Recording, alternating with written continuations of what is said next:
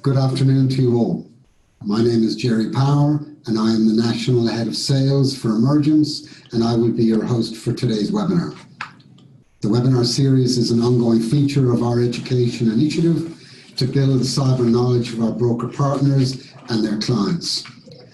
As usual, we have a big crowd in today with close to 1,000 brokers and clients registering for today's webinar, which will give you an insight into how many of you are interested in building your knowledge on cyber. I'm pleased to advise all attendees will be entitled to 1 CPD point for attending today's webinar.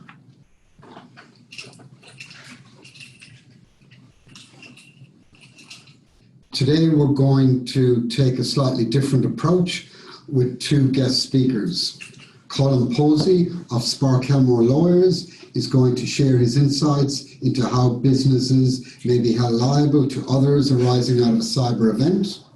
Then Andrew Mears of HW Ebsworth is going to walk us through a cyber case study that demonstrates how damaging a cyber event can be to a company. Feedback from our previous webinars has prompted us to provide you with a quick overview of the Emergence portal, which provides you with access to cyber solutions for over 13,000 occupations. We plan this webinar to go for 50 minutes with an additional 10 minutes for Q&A. As a thank you to all of you who have joined the webinar today, we are running a competition to win a Google Nest Hub for any of you who follow us on LinkedIn or subscribe to us on YouTube between now and next Thursday, and I will provide you with more details later. So let's get into it. Who is liable in the event of a cyber event? Is it a rogue employee or a hacker? Can you have a legal liability for social engineering of others, such as suppliers or customers? What can you do after you've been hacked to avoid a liability arising out of a social engineering fraud? These are some of the issues Colin Posey is going to share with us today. Colin is one of Australia's most experienced insurance lawyers.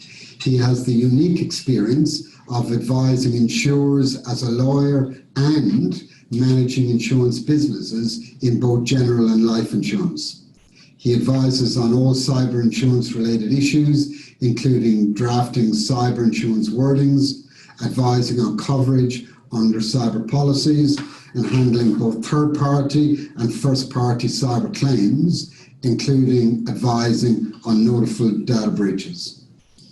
He has worked with Emergence for many years in developing our plain English cyber insurance policy wordings and is actively involved in our cyber incident response team, advising on cyber claims issues. Over to you, Colin. Thank you, Jerry. To talk about third-party liabilities for cyber events generally would be a day's seminar in itself. So I'm going to try and narrow the focus and talk about your potential liability if you are hacked, but also talk about whether or not you can be liable for the social engineering fraud of others. And when I mention you, I'm talking about businesses generally, be it your own business or your clients' businesses. The other good thing is I won't be talking about any cases because there aren't any cases, or there are very few cases on this particular point. There are some quite interesting overseas examples and cases, and there are from both the United States and the United Kingdom. And there will also be quite a body of cases going forward. But at the moment, what we're going to do is just apply some general legal principles to what duty you owe, what may be the standard of duty, and who you owe the duty to when you are hacked. I'm also going to look at a particular case example, which involves social engineering following a hack, to look at how a liability can arise, and that is a particular Emergence case example. And I've anonymised the characters in this particular example as much as I can by calling them Company A and Company B. But the facts of the matter are quite simple. Company A was hacked. As a consequence of the hack, access was gained to a significant amount of financial information, including the company's own invoice templates, Company A's own invoice templates, and also a number of Company A's client invoicing records. Shortly after the hack, Company B received an email from an email address similar to that of Company A. It was a classic spoof email, which is in effect a social engineering example. Company B paid the invoice, believing it was properly sent by Company A. And then one of two things can happen. First of all, or one of three things. First of all, the hacker was enriched. And then in terms of a dispute between the parties, and this hasn't yet unfolded yet, either Company B will bring a claim against Company A on the basis that it suffered a loss because of Company B being hacked, Company A being hacked, or Company A will issue an invoice, a proper invoice to Company B, and then Company B will refuse to pay. And then an issue will come where Company A issues proceedings against Company B, and Company B raises the defence that they've already paid the invoice in good faith. So some issues we're going to address. I think the first thing to understand or remember, and it's reported in many publications, there is a likelihood that you will be hacked. But the question we're asking is, are you liable to anyone if you are hacked? And before I get to the specifics, the simple answer is maybe or sometimes. And we'll go through the issues which give rise to those answers. But what we have to look at first is what steps should you take to avoid being hacked? And then the second issue is, if you are hacked, what steps should you take after you have been hacked to avoid losses to others? Now, we're going to look at both the duty of care and the standard of care and who you may owe the duty of care to. And I think it's fairly unarguable that you owe a duty of care to the customers whose data you hold.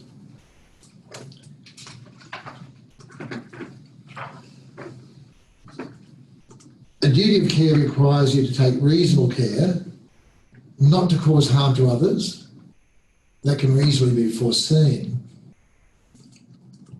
And you can be negligent if your conduct falls below a standard that can reasonably be expected. Now, what your first thing you've probably seen is the recurring use of the word reasonable or reasonably. And that becomes an issue which is very much dependent upon a variety of factors, which I'm not going to go into specifically at this stage. But what will happen is that a standard of care will emerge or be developed by the courts in respect of those who are holding electronically holding electronically stored data.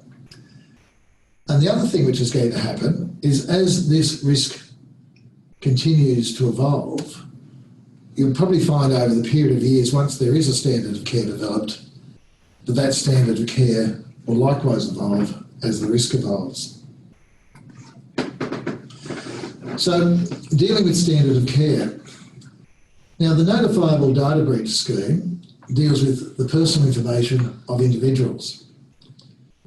But often you're going to hold data of clients not covered by the notifiable data breach scheme. A number of your clients aren't individuals. So it's important to remember that the NDB scheme does only apply to personal information of individuals.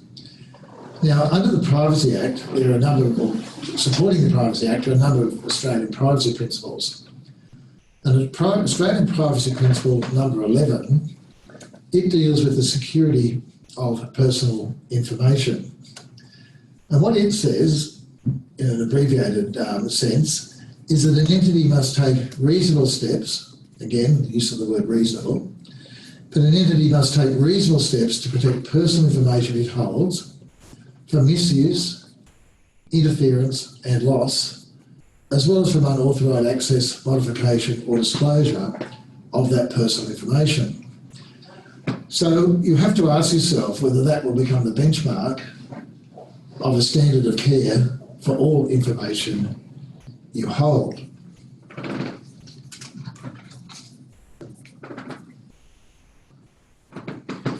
So in dealing with the question of who you owe the duty to,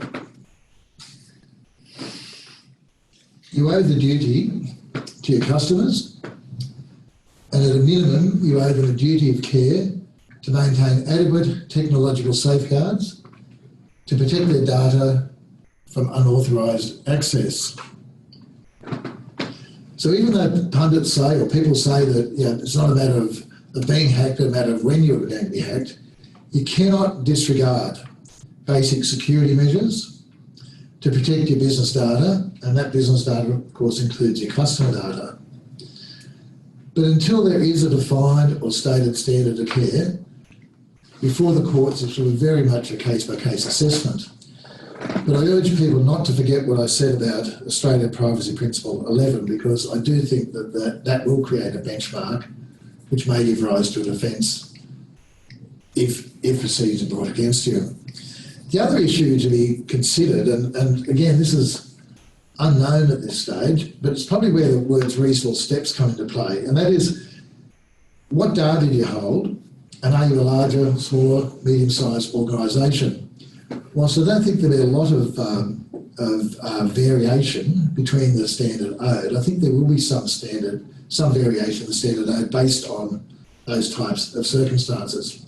But again, as a safety measure, look at what you think are reasonable steps to protect the data as prescribed by Australian Privacy Principle 11 and act on that basis. But also in considering the issue, you should also consider how you would want your business information to be held by others. That is quite important. A lot of your business information is held by others, and how would you feel if they had no preventative measures?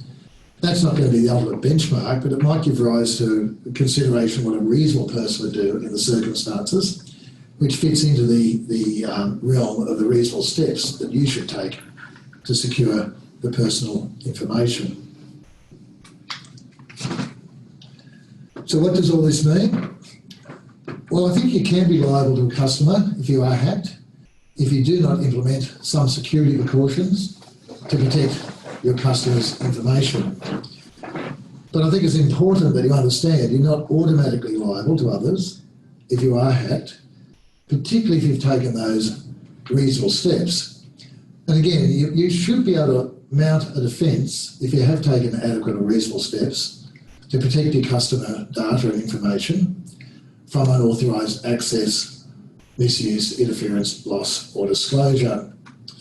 But again, I reiterate, there is no case law, so it's going to be very much a case-by-case basis, but I continue to urge people to take some form of measure consistent with the measure they should be taking for personal information. Now that's dealing with some very, very basics of the duty of care and so forth you owe to prevent being hacked. But what can you do if you are hacked? Now, if you're fortunate enough to be insured, and particularly with Emergence, you may well have a forensic investigation into your system after you have been hacked, and that may completely satisfy you there is no exfiltration of any data which may impact upon your customer's business or cause losses to your customers. But if you're not able to undertake that investigation, or you can't be sure there was no exfiltration, my view is you have to tell your customers what has happened. I had a case recently, and again it was through Emergence, where an organisation reported a cyber event. Fortunately, there was no notifiable data breach. There was no requirement to notify the Office of Information, but the majority of their customers would not have been subjected to the notifiable data breach scheme. And I had a quick chat with the proprietor of that business and suggested to them that a short notice be sent out to their customers, and that notice simply advised people they've been hacked and put in place some simple measures, some very simple measures for people to act on when they received communication from that company. Instead of impacting upon reputation, they received a number of emails from their actual clients, complimenting them on the email and the approach they took. So I think it's fair to say that if you do warn your customers, it's significantly, any impact on reputation from warning your customers will be significantly enhanced upon the reputational damage you could encounter if you choose not to tell your customers. And the notice to your customers doesn't have to be involved. It doesn't have to be a long notice. And the other thing to remember when you think about your customers' data and your customers' information that you hold, the cost of sending an email to your customers is not burdensome. And the fact that it will most likely prevent harm, balanced against the likelihood of harm and the cost of harm if there is no notice, then almost becomes a no-brainer that you should notify your customers to take basic precautions after you've been hacked. Remember, if it was an eligible data breach, you would have been required to notify individuals, so why not notify your corporate customers as well? The notice, as I said before, can be very, very simple, but in one particular case, the customer, the party that was hacked, simply advised their customers that going forward there'll be a change in how they send invoices and suggested a callback if anyone had any doubts. That particular customer, again, received no complaints from their customers. There was no impact upon their reputation, and there were no losses flowing from that.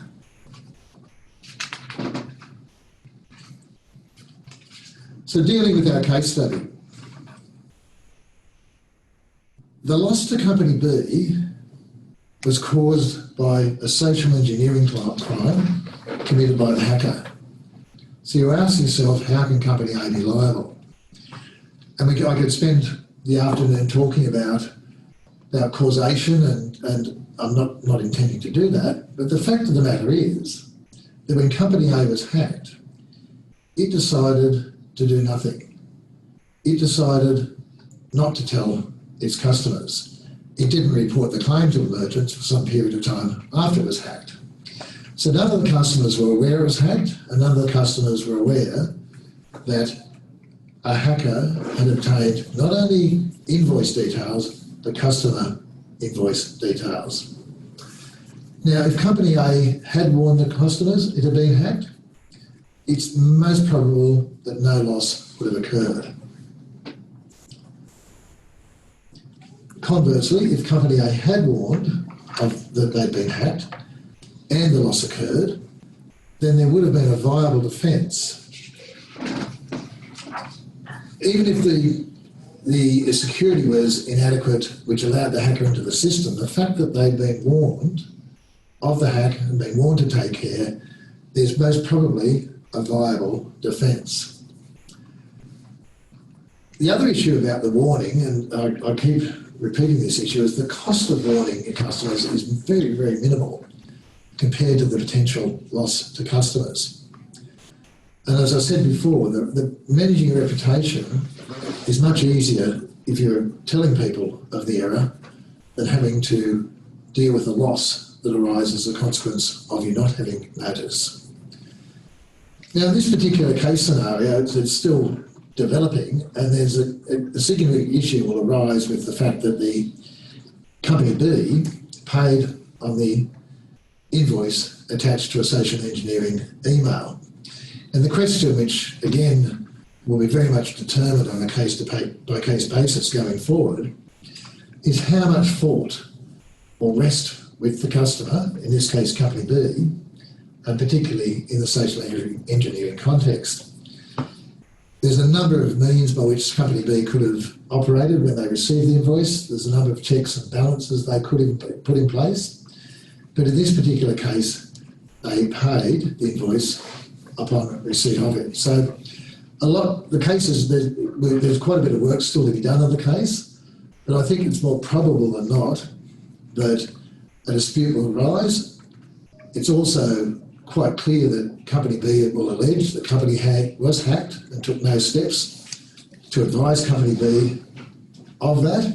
And it's also very obvious that Company A will run the argument that Company B should have taken greater care itself when receiving the invoice. So a lot of the issues are still up in the air, but I go back to the principles at the start. You do owe a duty of care to your customers to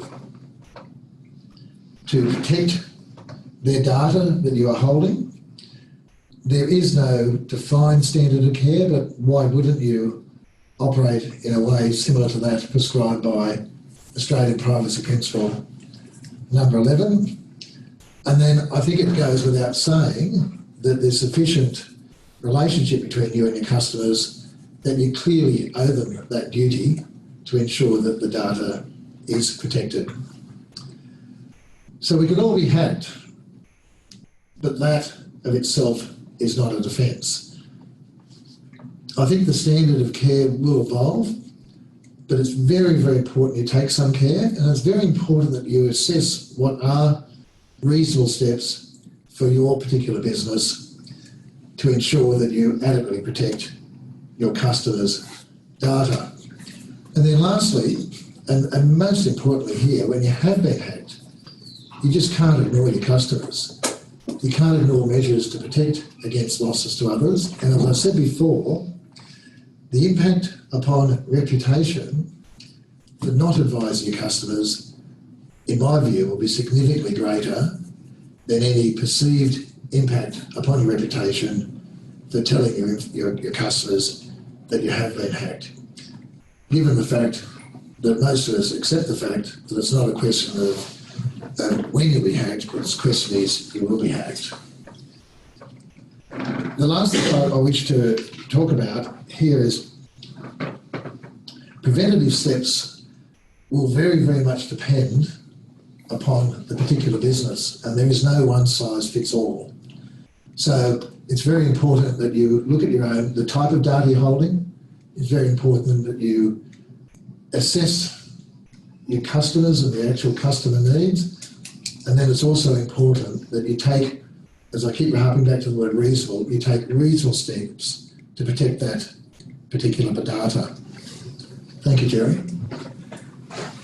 Thanks, Colin, for walking us through that. I think one of the key messages that I got out of that is that if a hack is to occur, it's important to be transparent and be honest with people and give them the tools to help them manage the situation that they're now in, and also taking preventative steps to ensure that the issue doesn't happen in the first place. So thank you for that. At your request, every Emergence webinar includes claims studies where we analyse cyber claims and talk about their characteristics and how it impacts the business.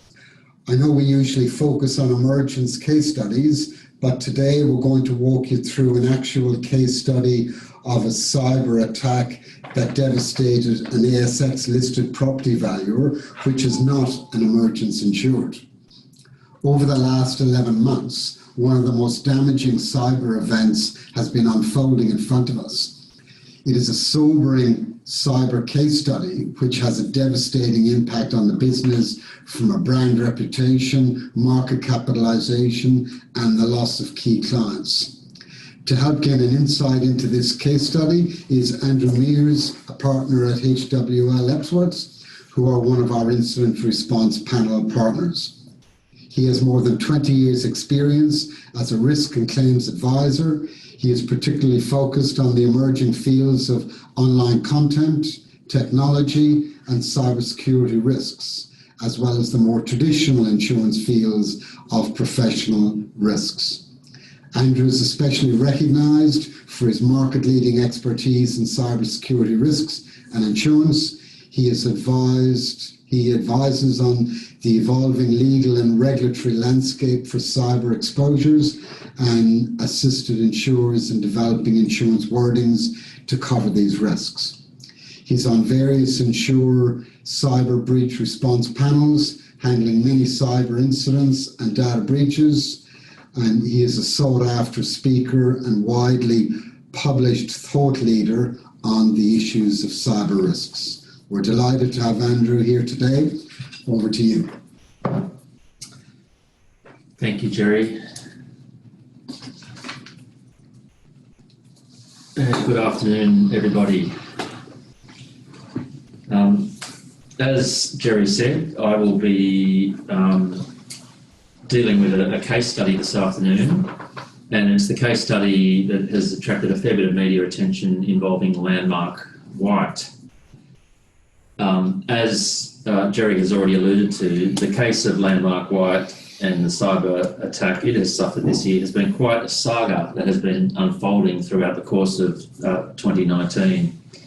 It's a story of intrigue, a story of the dark web, trusted insiders who couldn't be trusted, executive scalps being claimed, share price drops, customers pulling business, and police getting involved and arresting criminals.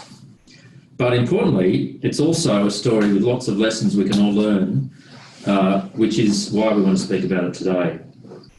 And so on the first slide there, I've got an overview of what I'll be covering. When we talk about the cyber breach here, on one view, there were actually two breaches. So we're going to talk through each of those, and in each case, what happened and what was the impact. We'll then take a step back, and at the back end of the year, where we sit now, we'll look at the overall aftermath of those breaches, and then we'll take stock and think about some of the lessons that can be learnt from the Landmark White example in terms of the cyber risks that are highlighted, the particular legal issues and obligations that arise, and the overall impact and loss to the business. Just by way of background, I'm sure everyone's heard of Landmark White, but it's one of Australia's most well-known property valuation companies. It's been around for about 40 years, and it is listed on the Australian Stock Exchange, which is a relevant factor in this story. And being a large property valuation company, it services many of Australia's largest banks and financial institutions with property valuation services. So what happened? Well, the first breach number one.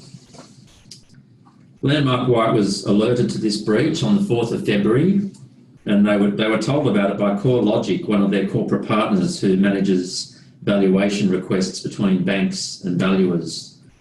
And what had been discovered was a significant amount of data that had been posted on the dark web.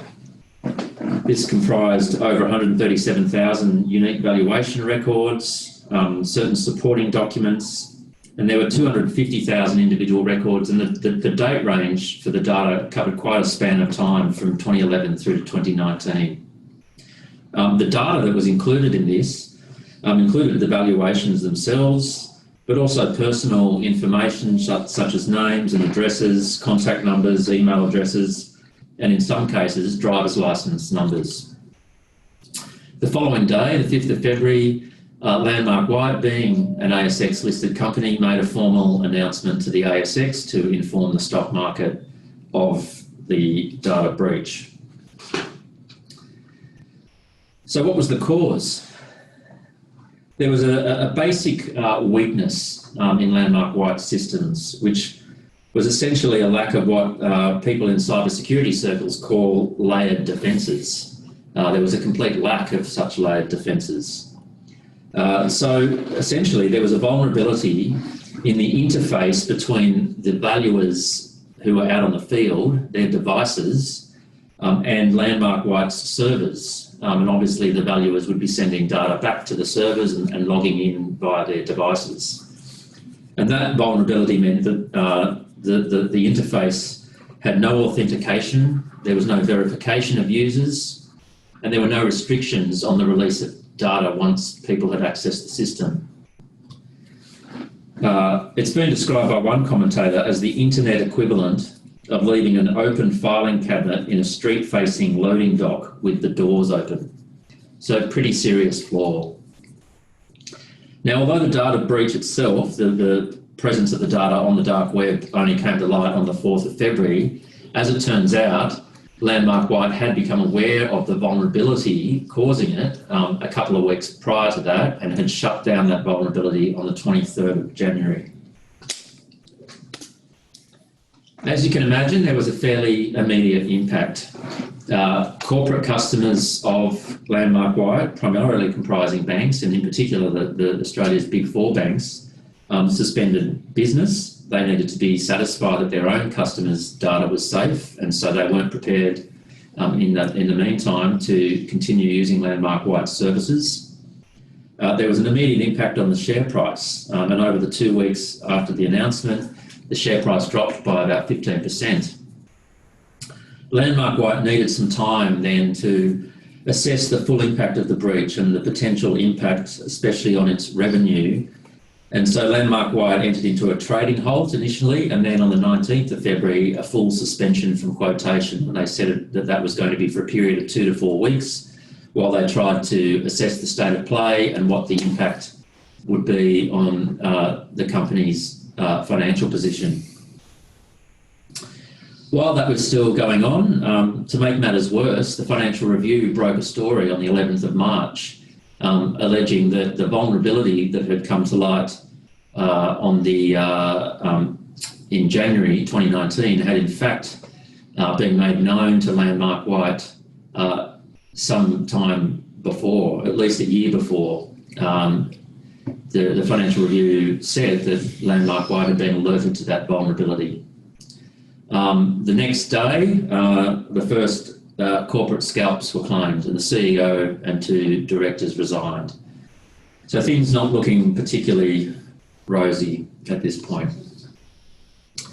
The trading halt, or the suspension of trading, actually continued for longer than the original 4 weeks anticipated, and there was quite a period of time where Landmark White were trying to work out what the financial impact was going to be. And finally, on the 6th of May, they came out with an announcement suggesting that their company's revenue would fall by about $7 million for that financial year. And although originally they had predicted a profit for the year, they were now predicting a net loss after tax of $2.3 million. However, they were thinking that they were on the road to recovery and that they had been reinstated to the panels of 3 of the 4 major banks.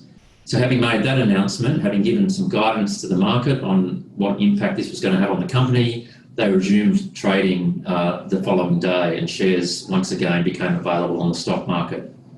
But again, not surprisingly, there was a pretty significant hit to the market capitalisation of the company, and the share price was quite volatile that day. At its worst point, it got to a 47% drop, but it eased over the course of the day to an overall 26% loss to the value of the shares.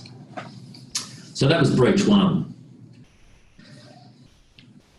Just when we wouldn't have thought matters could have gotten much worse, there came a second breach.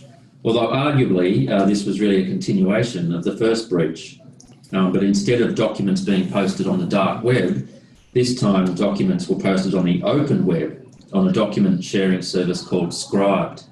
And Scribed is a platform that's mostly used as an ebook subscription service.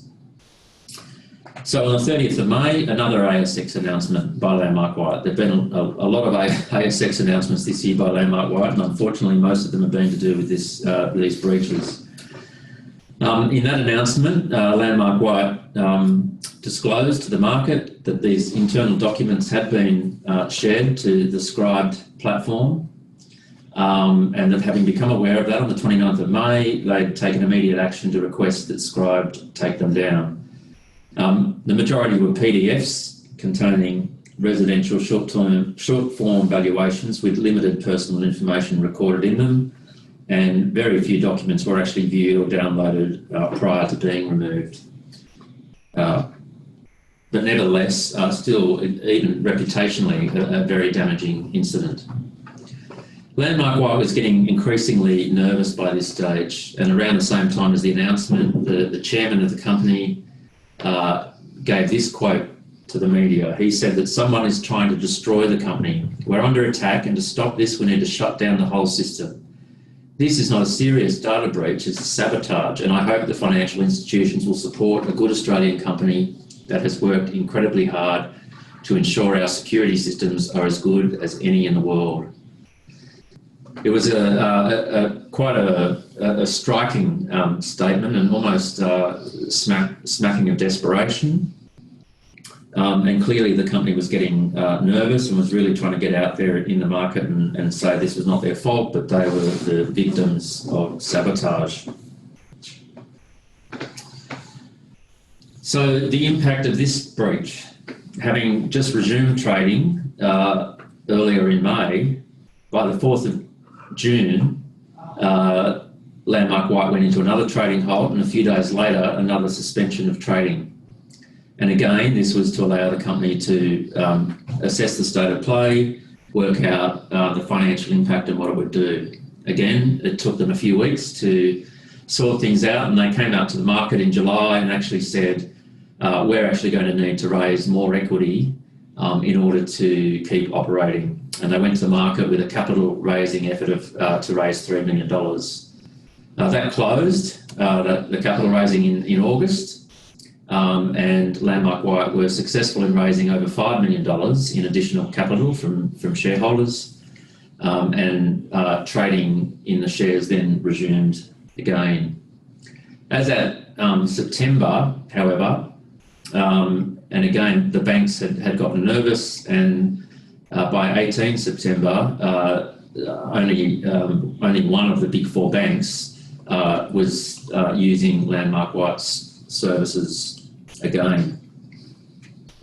So again, a fairly significant financial impact from this second breach, which no doubt compounded the impact of the first breach. So those are the two breaches. Interestingly, over the last month, during the course of October, there were a number of developments that kind of highlight the aftermath of these incidents. Firstly, early in October, an IT contractor from Sydney was actually arrested by the police. This gentleman, a 49-year-old man, had been an IT contractor who had contracted his services to Landmark White for some 12 years. He was arrested over allegations that he'd gained unauthorised access to the firm's database and documents, and that he was the one who had uploaded the documents both to the dark web and to the file sharing site Scribed. So effectively, the allegation by the police is that he was the mastermind behind both breaches. It was believed that he hadn't personally profited from the alleged cyber attacks, and that it was unclear exactly what his motive was. I don't know about you, but I find that photo there quite striking, because it's a great picture showing, a real face behind a real cyber incident, even if it's a blurred face. And it's a good reminder that it's not always a crazy Russian hacker or Chinese government-backed spies who are the hackers, which is the usual stereotype, but it can be someone much closer to home. One of your own contractors, or even worse, one of your own employees, but either way, a trusted insider. In a bit of an attempt to sell a good news story, later in October, Landmark White announced that it had achieved ISO 27001 accreditation. That's a core international standard on information security. And Landmark White announced that it had passed all the relevant tests and obtained that accreditation. But unfortunately, I fear that message may have been a bit too little too late. The other thing that's happened during October, by way of aftermath, is that Landmark White released its annual report for the FY19 financial year, and you'll see there that having closed off the year, there was a net loss of $15 million to the company as a combination of a reduction in revenues and also increased costs. Nevertheless, the directors said they were still satisfied to treat the company on a going concerns basis, and they said that by reference to the capital that they raised, by the fact that they were optimistic about getting back onto various banking panels, and that they thought that the worst of the incident was behind them. They gave assurances that Landmark White's revenue and profitability would return to a level permitting appropriate returns to shareholders by year end. Unfortunately, the auditors were perhaps not so confident. They gave a fairly qualified opinion to their audit opinion that was included in the annual report. And you'll see the quotes there on the screen. They thought there was a material uncertainty as to the company being able to continue as a going concern. And they had the opinion that the entity may not be able to realise its assets and extinguish its liabilities in the normal course of business. So not the way you want your auditors to sign off on the annual financial statements. A good way of depicting the year that was for Landmark White is to look at the share trading history. This at least takes it up through to October. It hasn't been updated through to November. And I won't go through that laboriously, but you can see some of the key events and you can see the highs and lows, unfortunately more lows than highs, of the share price trading history for Landmark White on the ASX this year. And apparently the shares are currently trading at about 16.5 cents. So sort of levelled out at where it sits at the end of that graph there. So that's the incident and the aftermath in a nutshell. But as I said, I wanted to finish off by highlighting some of the lessons that can be learnt. Firstly, in terms of the particular cyber risks that are highlighted, I think there's a few key take-home messages here. One is we can't underestimate the potential impact of really basic vulnerabilities. Cyber security can seem like a complex area, but sometimes it's the simplest little errors and gaps that can lead to the incidents, and that seems to have been what has happened here. And a related point to that is that just basic cyber hygiene can save a company from the impact of all manner of incidents. The Australian Cyber Security Centre and previously the Australian Signals Directorate publishes a document called the Essential 8 Mitigation Strategies, with 8 fairly simple, straightforward mitigation strategies, including a key one such as multi-factor authentication, which doesn't appear to have been present here. And the estimate is that if companies and government entities employed all of those strategies, about 85% of cyber incidents would be avoided. The other key cyber risk that's highlighted here, which we've already touched on, is that of the insider threat. No matter what measures you have in place to prevent external attack, it can often be the internal attacker that is the biggest threat, and that's certainly what transpired in the case of Landmark White. And finally, the threat can be not only to personal information, but also corporate data. So some of Landmark White's own internal documents were exposed on the internet. And so there's numerous assets in terms of information assets that a company needs to protect. I wanted to also highlight a few key legal issues and obligations that arise from this incident. Firstly, there's the obvious data breach notification obligations that exist under the Notifiable Data Breaches Scheme under the Privacy Act. And that basically requires notification to the Office of the Information Commissioner and to affected individuals of an eligible data breach. That is, where there's been unauthorised access or disclosure to personal information that's likely to result in serious harm. Now, we understand from the press reports and from Landmark White's own publications that over 270,000 individuals were given a notification here. But it appears that perhaps it was only as few as 25 people who were actually at material risk of serious harm. And I wonder whether they were the ones whose driver's licence numbers were exposed, but I can only speculate. The balance of the individuals were only exposed to more lower level risks such as phishing or spam. So when information such as names and addresses and contact details are exposed, That may not give rise to a risk of serious harm, but it can give rise to a risk of phishing or spam emails where people think that they are legitimately coming from Landmark White and so get fooled. But it seems like even though those individuals may not have met the threshold of serious harm, Landmark White appears to have taken the precaution of making sure all 270,000 individuals were notified. There are other disclosure obligations arising in the case of a cyber incident as well. In particular, it's important to note that ASIC, our corporate regulator, has been very vocal in the last few years about the need for companies to look at different obligations under the Corporations Act and how they might require the disclosure of cyber risk and cyber incident matters. In particular, in this case, that's the case for listed entities. So listed entities have obligations of continuous disclosure to the market, and ASIC has made clear that those continuous disclosure obligations need to include potential cyber risks.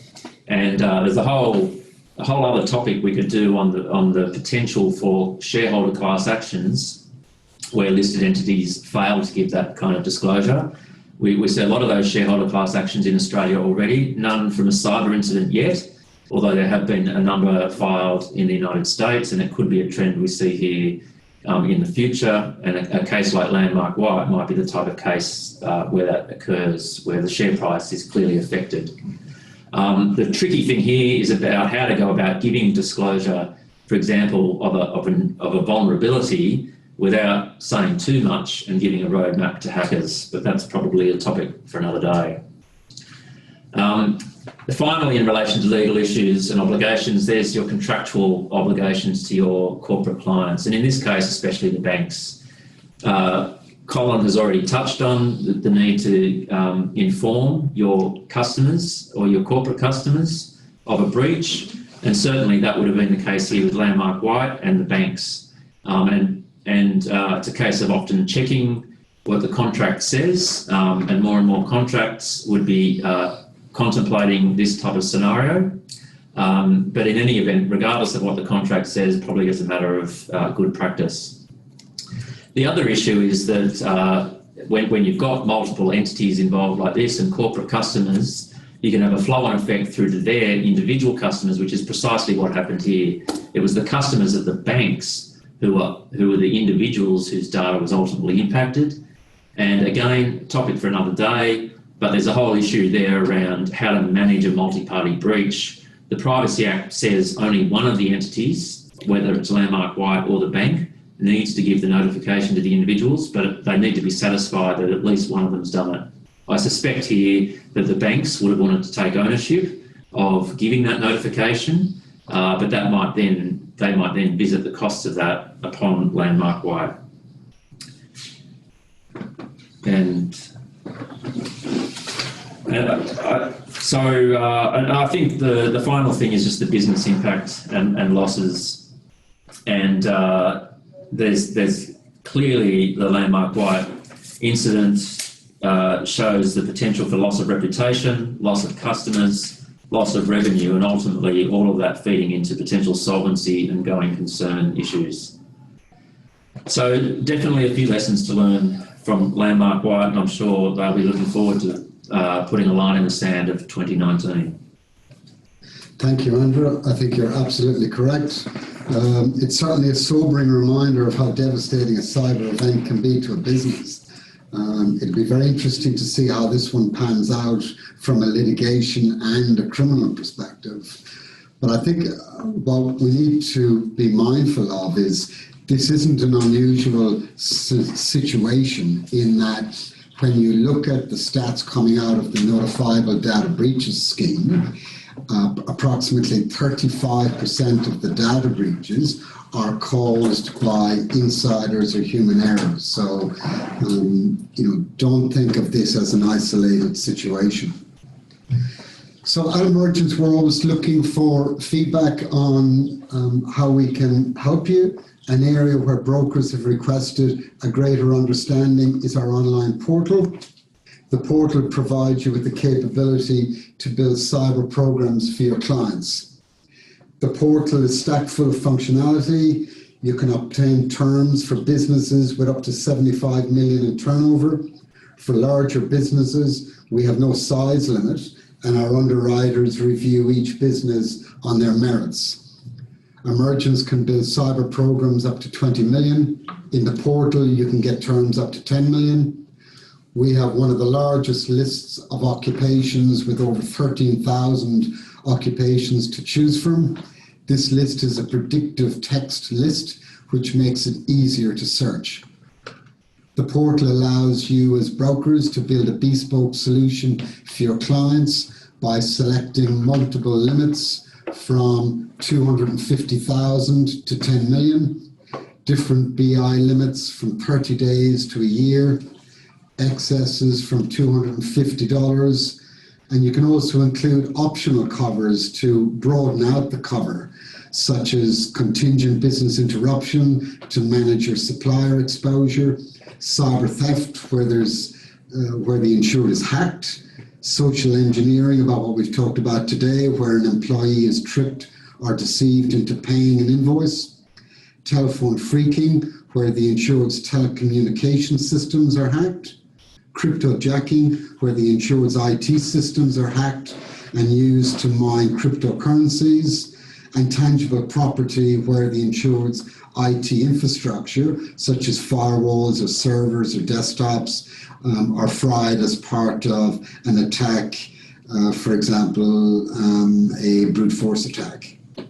So that gives you an overview of the functionality of the portal. I'll now walk you through the online process.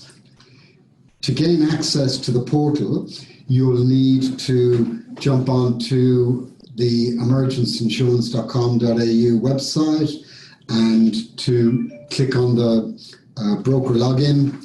To gain access, you will need a user access code and a password. Any brokers tuning in today who need access to the portal can contact us on info@emergenceinsurance.com.au to request access, and we'll organise that for you.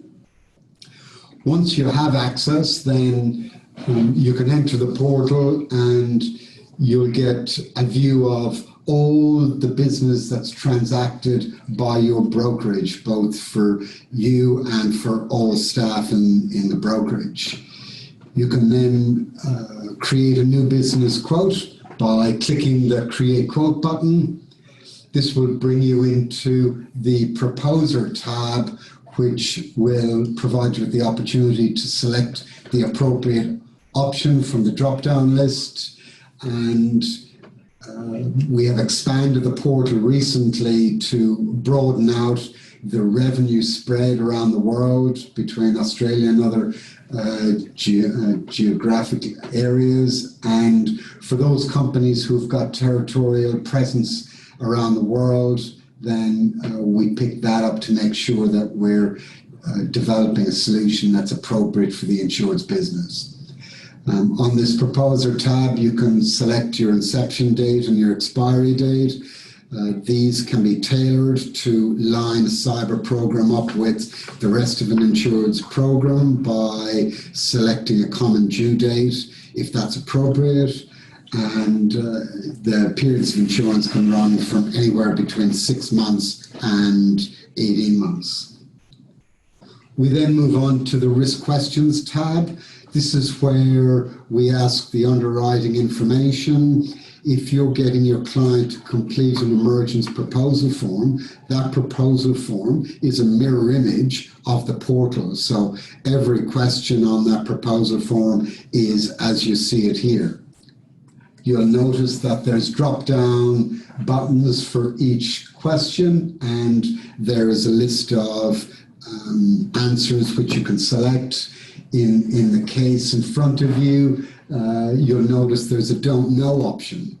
We developed that following feedback from the broker market, who were saying to us, there's going to be occasions where I want to have a cyber conversation with my clients, but I don't know their full security posture at this point in time. So we developed the ability for you to Select Don't Know, which means that you can proceed to get an indication of premium that will allow you to start a cyber conversation with your client. You can then build out the cover with optional covers, as I mentioned, the contingent business interruption and the tangible property. But the issue that's trending most today, and we're seeing in our portfolio performance, is the criminal financial loss section, which includes cyber theft and social engineering. So for cyber theft, you as brokers can select limits up to 250,000. Emergence underwriters can underwrite to higher limits than that. So we're happy to have a conversation about that if required. You can also include social engineering cover. The cover here is 20% of the cyber theft limit. So in this case, the client would be purchasing social engineering of 50,000. Again, if a client needs a more tailored solution, you can come and talk to one of our underwriters and we can build a bespoke program. So once those questions are completed, you move to the cover and premium tab, which allows you to build the cyber program itself. The excesses can be selected from $250 up to $25,000. The BI limits, as we said, can be from 30 days to 365 days, and the policy limits 250,000 up to 10 million in the portal. Once you press calculate, the premium will be generated and all the government charges documented. If you are charging a fee for your service, there's an ability for the broker to include your fee in our documentation so that your client has full transparency of the cost of the program. Once you're happy with what you've developed, all you need to do is click on Finalize Quote, and that quote will be locked down and a formal quotation will be automatically emailed to your inbox for you to talk to your client. If the client is happy with the proposed solution, you can come back into the portal, and once you have clicked Finalize Quote, the bind functionality will appear and you can bind the policy. And a tip for rookies, make sure that you check the inception date and expiry date before you bind, so that you ensure that the cover, the period of insurance is appropriate to what your needs are. In the portal, all the documents created within the system are housed within the system and available to you at all times. If you need to access any of those documents at a later stage, you can come in here, select the document and click Send Email, and that document will be immediately sent to you. So that gives you an insight as to how simple the process is. If you've got any issues or need help with it, feel free to contact any of the Emergence staff. From a support perspective, we have what we think is the largest team of cyber underwriters in the market these days. So we've got offices in Sydney, Brisbane, Melbourne, Perth and Newcastle. So if there's any support that you need, feel free to contact any of the team.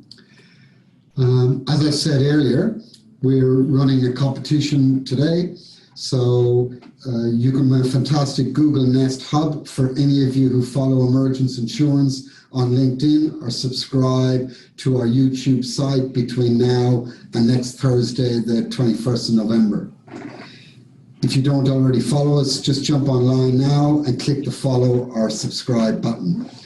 If you have no idea what a Google Nest Hub is, it's a fantastic piece of tech which will help you resolve all your family disputes because Google knows everything.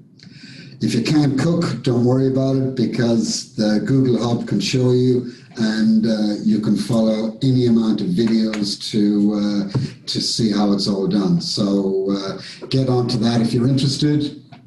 For those of you that are listening, you're entitled to 1 CPD point. We will automatically send out the certificates of attendance to the email address you used to register for this event. For those attendees listening as a group, such as in a boardroom, please send a list of attendees now, including full name and email address, to info@emergenceinsurance.com.au so we can issue your certificate of attendance. So we've got some questions to run through. I'm mindful of time. We're running close to our allotted time. Troy, have you got something that you want to share with us? Yeah, thanks, Jerry. The first one goes back to Colin's presentation around reasonable steps. What can we tell brokers and how can they have conversations with their clients around what reasonable steps do businesses need to take to position themselves to stop this from happening? Well, Troy, there's no one size fits all, but the types of steps that can be taken are encryption of data, obviously antivirus software, managed detection services, having penetration testing, hardening of passwords. I mentioned Australian Privacy Principle 11, there's 13 of them. Make sure you comply with all the Australian privacy principles, but overlaying all of that, Troy, train your staff. The most important thing is that the people who are using the system are familiar with the capabilities. Train your staff, and Andrew has already mentioned the Essential 8. I highly recommend that as well. Colin, they're good points. And just talking about that training of staff, staff are your last line of defence. So when all your technology solutions fail, it's the employees who are going to protect you. Just to put that in context, from an emergence claims portfolio basis, for those clients that have got no written training programs or don't actually provide their staff with awareness training, our average claims cost is 3 times larger than our average claims cost due to that lack of training. So it gives you some insight that there is a financial cost to not educating your staff. One of the other points you mentioned was about encryption, and the average claim size for a business with no encryption for us is a higher claims cost of about 25% more than the average. So these things do have tangible differences, and if Emergence or another cyber insurer aren't there to deal with it, these are the sort of inflated costs that clients will have to deal with themselves. I think to build on that point, another way that you guys can structure a conversation with your own clients around is that you're no longer buying cyber insurance to protect the IT infrastructure, but you're buying cyber insurance now to protect the business against the mistakes that their employees make. And when you position it that way, you're actually exposing the risk to the business and giving them another solution that they should think about. Further to that, the Essential 8, we've pulled that together in one slide, which is quite easy to navigate around, so you can whip that out of your back pocket when you're having conversations with your clients. If you'd like that, just drop us a note and we're more than happy to share that. So Troy, I'm mindful of time. Before we sign off today, I'll leave you with an international insight. One Greek cafe reckons it's easy to avoid being hacked.